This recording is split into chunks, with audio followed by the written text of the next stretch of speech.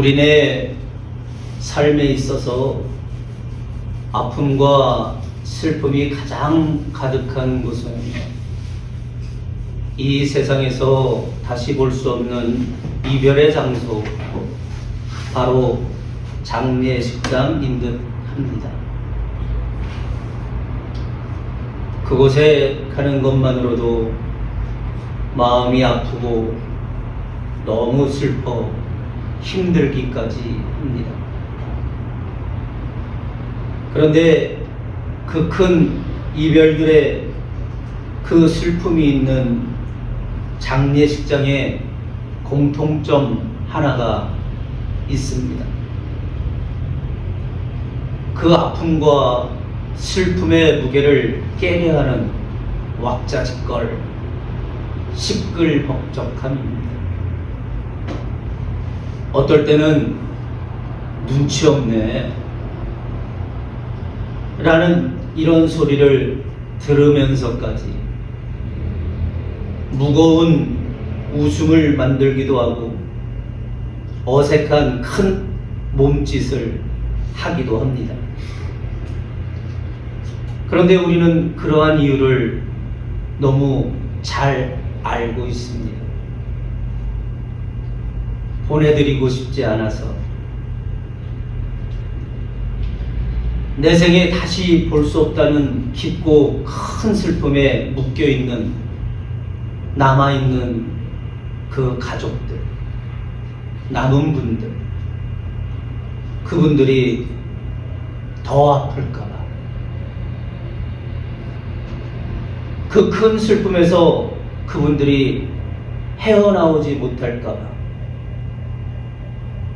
그러한 염려와 그러한 안타까움으로, 위로 가득 담은 그 마음으로 그곳에 오신 분들도 슬프고 힘들지만 애써 소리를 높이고 애써 어색한 몸짓을 크게 하며 왁자지껄 시끌벅적해 하곤 합니다. 그러한 조심스러운 위로에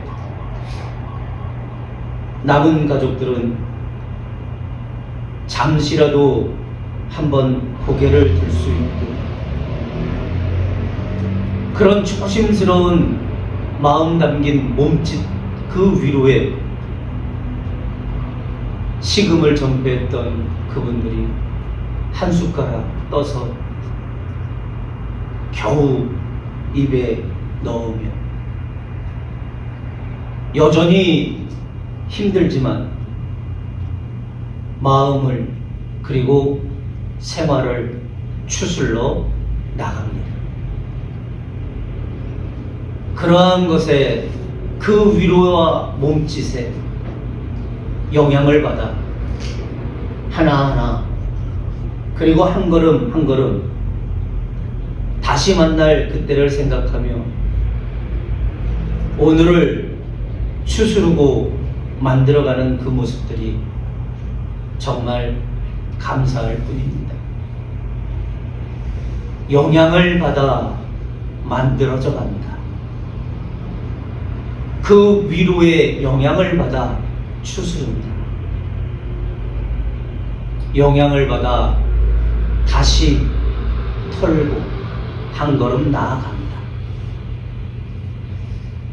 그것에, 또는 그 무엇에 영향을 받아 만들어가고 살아간다는 것이 우리네 인생에 담겨야 하고 또 당연함이라는 것을 부활절을 맞이하는 오늘 말씀을 통해 다시 한번 깊게 함께 생각해 보고자 합니다. 오늘은 부활절입니다. 감사하고 기쁘고 좋은 생명의 부활절. 그런데 이 생명의 부활절에 혹시 우리는 예수님의 부활만 이야기하고 있지는 않나 진중하게 생각해 보아야 합니다.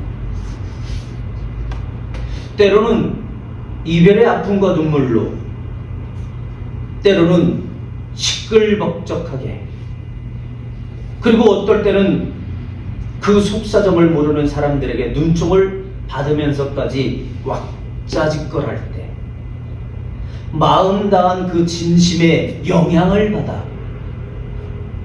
큰 아픔과 슬픔에서 다시 추스르는 남은 분들의 모습처럼 예수님의 부활만 이야기하는 그것이 아니라 예수님의 부활에 영향을 받은 나의 부활신앙을 이야기하며 다시 시작하는 것이 성경이 원하시는 부활절의 참된 의미가 아닐까 싶습니다. 이솝우와 양치기 소년과 늑대 이야기에 나오는 양치기 소년은 거짓말을 한 것에 대한 뉘우침이나 아무 고침 없이 잘못된 반복적 어게인, 다시의 시작만 하였습니다. 분명 늑대가 나타났어요 하면서 그 마을 사람들이 다 함께 도와주려고, 때로는 몽둥이를 들고 어떤 사람은 꽃갱이를 들고 낫을 들고 쫓아왔건만 그것이 거짓말이라는 것을 알았을 때 그 마을 그 어른들은 어떻게 하였을까요? 그러면 안 된다. 그렇게 거짓말하면 안 된다. 그렇게 사람들을 놀래게 하면 안 된다. 혼내기도 하고 그리고 권면도 하였을 겁니다. 그럼에도 불구하고 그 어른들의 권면과 그리고 바른 가르침에 전혀 영향을 받지 않은 이 양치기 소년은 또 늑대가 나타났어요. 또 늑대가 나타났어요. 마을 사람은 또 놀래 호둥지둥 올라왔고, 그리고 또 다시 혼내고 권면하고 바른 것을 가르쳤지만, 그러나 그것에 대한 영향을 전혀 안 받은 이 양치기 소년은 마침내 정말 늑대가 나타났을 때 아무도 그를 도와주지 않는 이야기이지만 비극적인 상황을 만들었던 것입니다. 영향을 받지 않고 다시 올바른 것의 가르침에 영향을 받지 않고 어게인 다시, 그것은 우리의 삶 속에 큰 낭패를 보는 그러한 이유가 되곤 한다는 것입니다. 오늘 부활절을 맞이한 우리에게 성경은 예수 부활, 즉 죽은 자 가운데서 예수 다시 사셨다에 다시에 놓쳐서는 안 될 중요한 몇 가지가 있음을 보여줍니다. 한 가지는 예수 그리스도를 통한 구원받은 주의 백성들에게 천국에서의 다시 시작하는 영생의 확신과 믿음을 소망으로 줍니다. 그리고 또 한 가지는 현세 생활에서 부활절 행사가 끝난 뒤,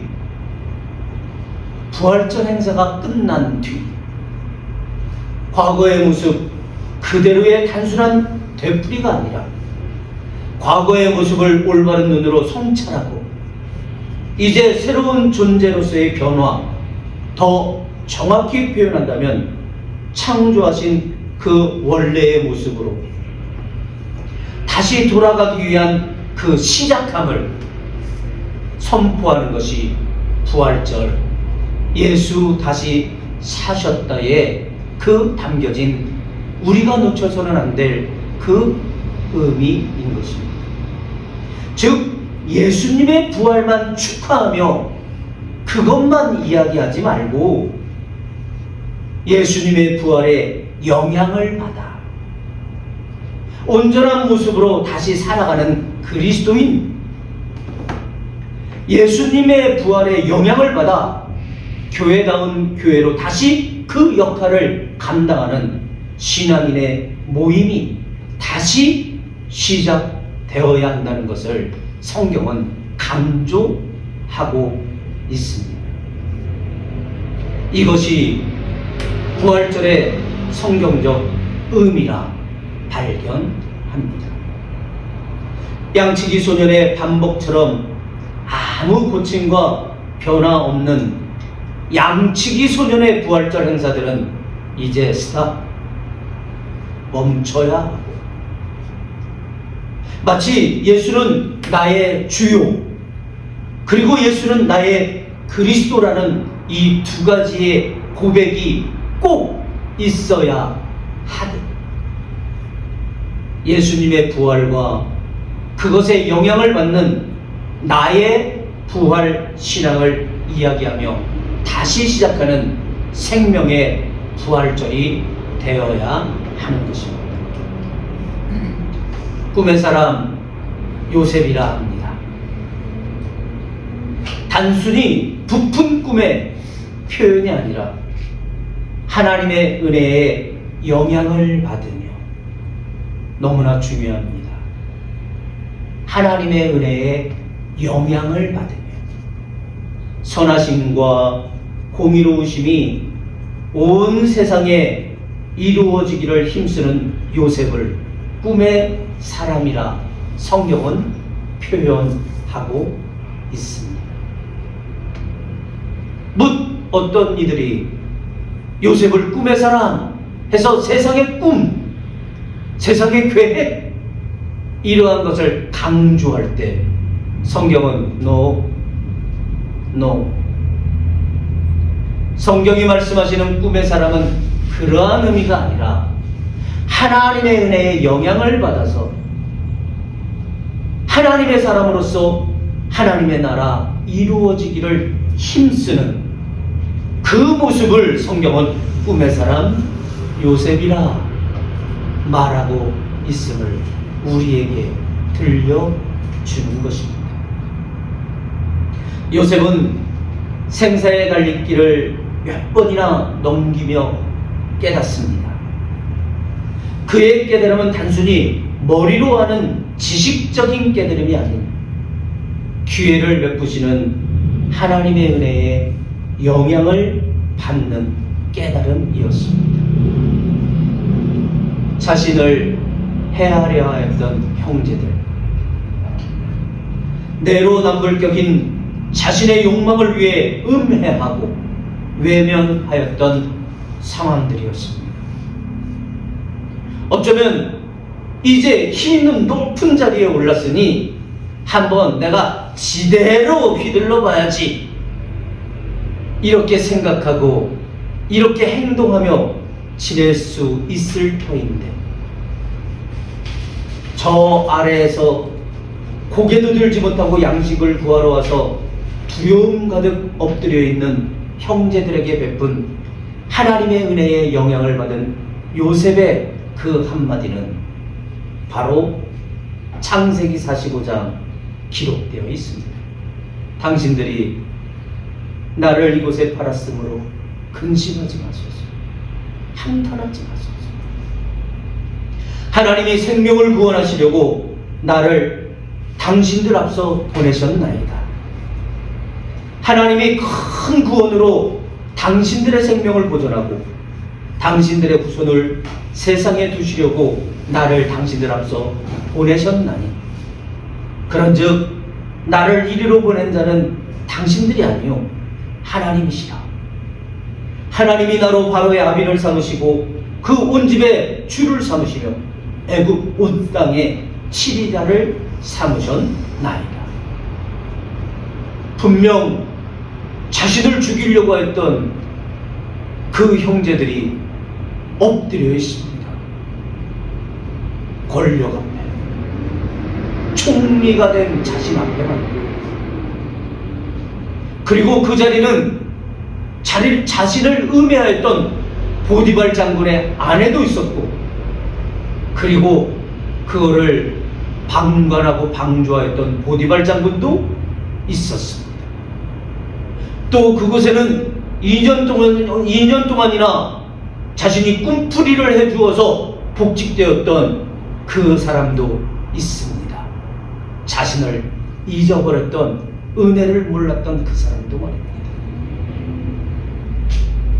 분명 권력의 정점에 있었던 요셉이 한번 권력을 휘둘러 복수할 수도 있었을 터인데, 그러나 하나님의 은혜에 영향을 받은 요셉은 하나님의 은혜로 그 꿈을 깨달은 요셉은 그들에게 위로하고 그리고 그 모든 것을 품으며 함께 일어나는 그러한 방법을 제안하고 있습니다.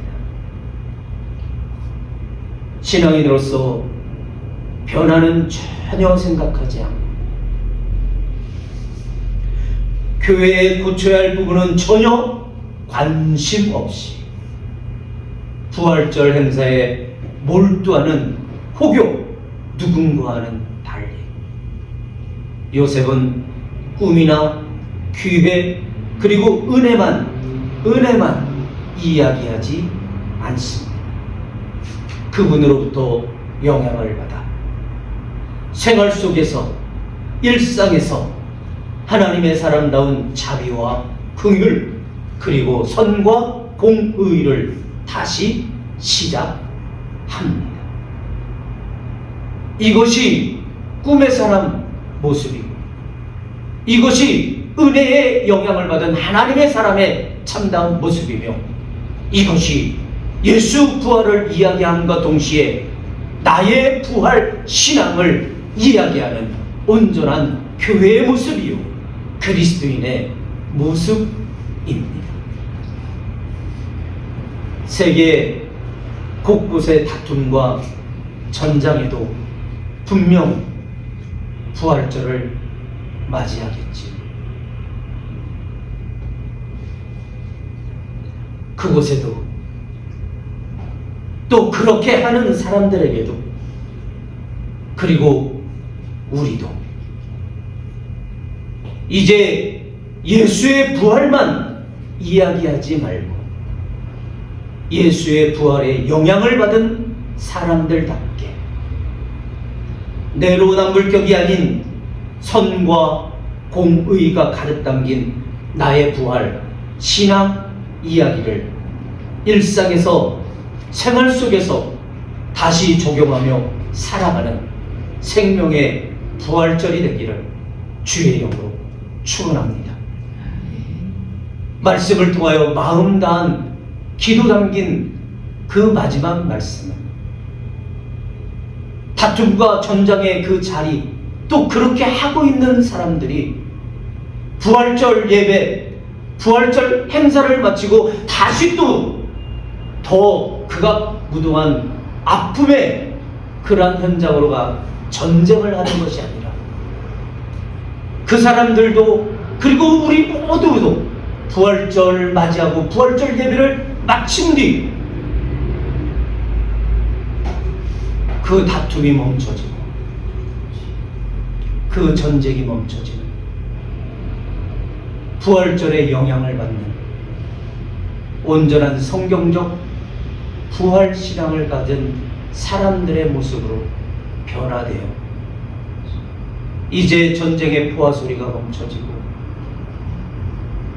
그리고 슬픔의 그 눈물들이 멈춰지고, 서로를 위하여 손을 내밀고 어깨를 내어주며 함께 일어설 수 있는 방안을 모색하는 성경적 부활절을 맞이하는 우리 모두의 이 한 날이 되어지기를 다시 한번 주의 이름으로 축원합니다.